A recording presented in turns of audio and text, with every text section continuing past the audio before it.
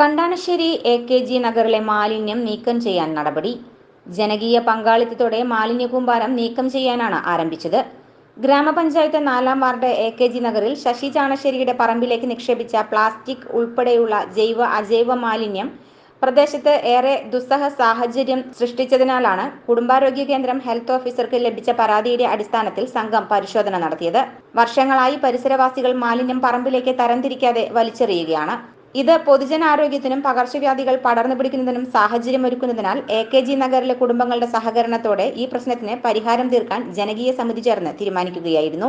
ഒരു പൊതു ദിവസം തെരഞ്ഞെടുത്ത് എല്ലാവരുടെയും സൗകര്യപ്രദമായ സമയത്തിൽ കുടുംബങ്ങളുടെ പ്രതിനിധികൾ ചേർന്ന് പഞ്ചായത്തിലെ ഹരിതകർമ്മസേനയുടെ സഹകരണത്തോടെ മാലിന്യം തരംതിരിച്ചു നീക്കാനാണ് ആലോചിക്കുന്നത്.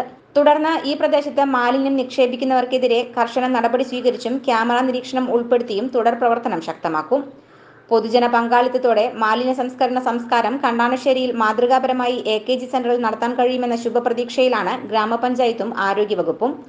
കണ്ടാണശ്ശേരി ഹെൽത്ത് ഓഫീസർ ഡോക്ടർ ചിന്ത കെ.പിയുടെയും ഹെൽത്ത് ഇൻസ്പെക്ടർ ജോസഫ് N.F. എന്നിവരുടെ നിർദ്ദേശപ്രകാരം എ.കെ.ജി. നഗറിലെ ബോധവൽക്കരണ യോഗം junior health inspector Binju Jacob C, Biju VL എന്നിവർ പങ്കെടുത്ത് നേതൃത്വം നൽകി.